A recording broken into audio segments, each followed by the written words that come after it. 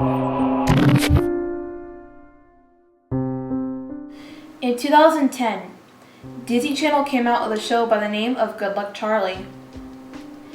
It became popular fast and is big with preteens and young children. It's very bland humor, but they seem to like it. But what you may not know is that the show was originally written with a much darker premise. It was 2006, and I had finished with my 3 to 4 years of college and received my major in screenwriting and television production. I was very anxious to get my name out there so I could begin a hopefully lifelong career. I applied for jobs at places like Nickelodeon Studios Orlando and WGN, but I was rejected from several places. A little while after that, I got a call. It was from Disney Channel Studios in Burbank, California. They called and informed me that they had an internship opening, if I was interested. I was upset that it was all they wanted me for, but I agreed, realizing it was an okay start. Hey, it would have been worse, right? Nope. They hired me, and I came out to Cali to start my new job. I was a third-floor intern to the company's CEO.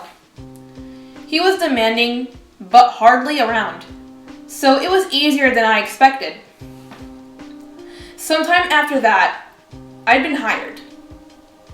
I heard that they had to start preparing new shows due to the fact that the Miley and the Sweet Life kids were growing up and would soon stop being interested in doing children's shows. They needed a backup plan to fall back on. Disney had called out some of the best producers to create Disney's next pointless TV show. I was excited to hear this. For a little while, I thought this could be my big chance to prove myself as a writer. I wanted to make myself a name. I just didn't know how. So I gave it up and went back to my lousy internship.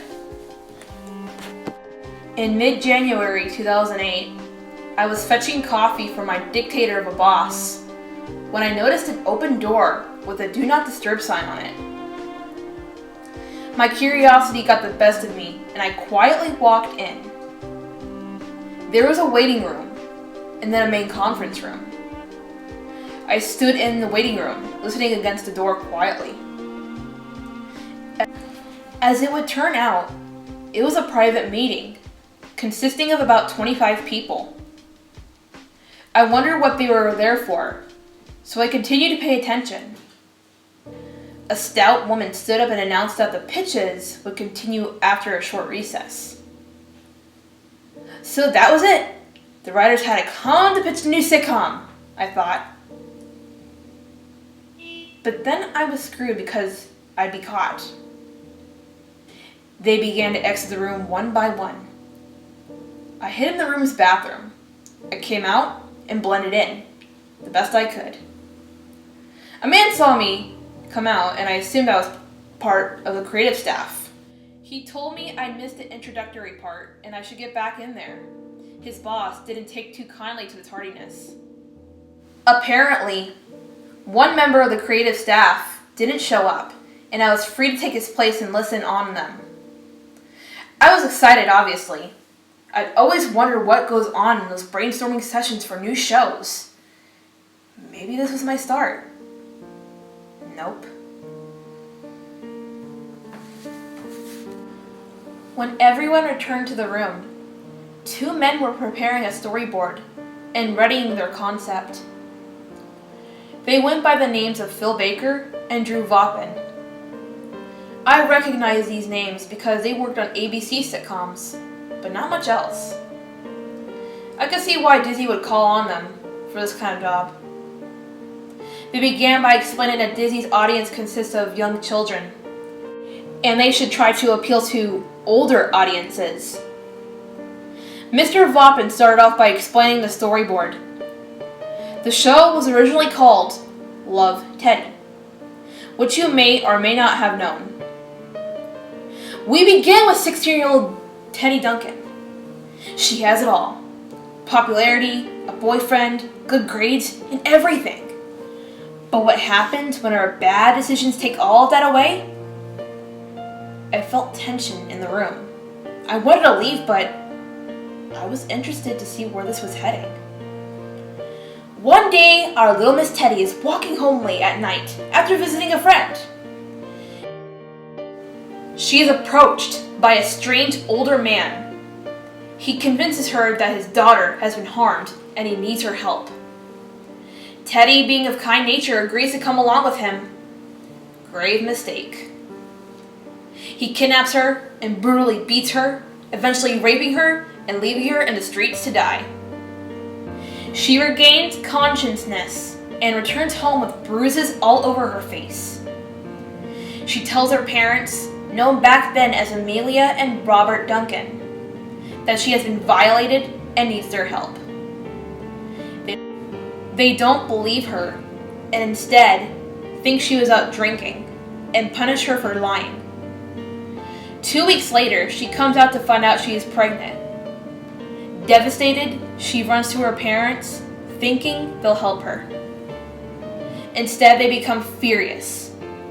But being strong Christians, they demand she cannot get an abortion. They then agree to pose as the child's biological parents, under the condition she stay confined to the house and be homeschooled to save the family from embarrassment.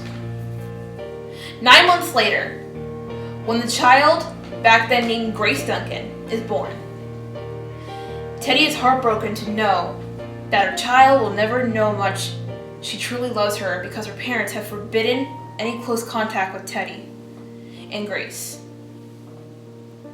The series will focus on Teddy writing letters to her child and trying to maintain a distant relationship with Grace while fixing the shattered remains of her life, thus explaining the title.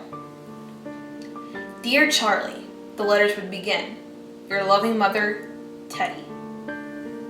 The letters would always end. He went on to explain further details regarding the series.